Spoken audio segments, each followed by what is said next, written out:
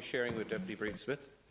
Carl, it was Tony Benn who said the way a government treats refugees is very instructive because it shows you how they would treat the rest of us if they thought they could get away with it.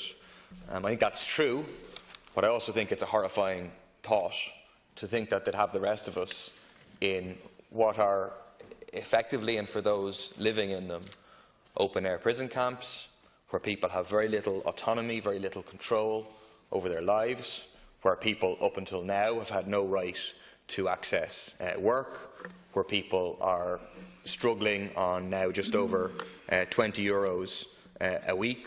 People are prey to mental health problems, prey to the potential for exploitation. It's an inhumane, it's a barbaric system, and it's a stain on our society.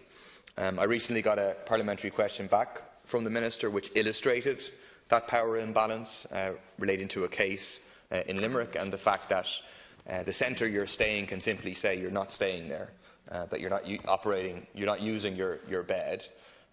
You can dispute that, but effectively you have no access to an independent appeals process to be able to set out your side of the story. All the power, unfortunately, lies on those who are not the asylum seekers.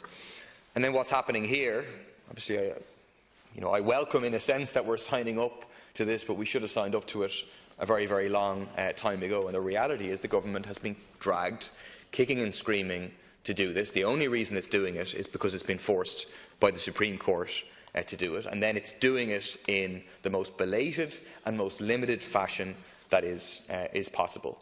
You knew about this, you had noticed about this from May. Instead, you're doing it now because we're a couple of weeks away from February.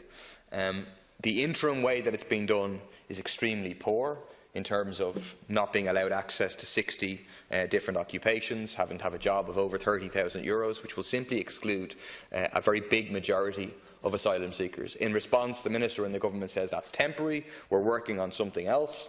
But the something else is still a bit vague, exactly as previous deputies have referred to, and how limited it will be remains to be seen. But the key point being is that originally direct provision was supposedly a short-term solution, and this stain in our society, this barbaric system, still exists today. And people have to be given the right to access work fully, as should their right to asylum and their right to stay be respected.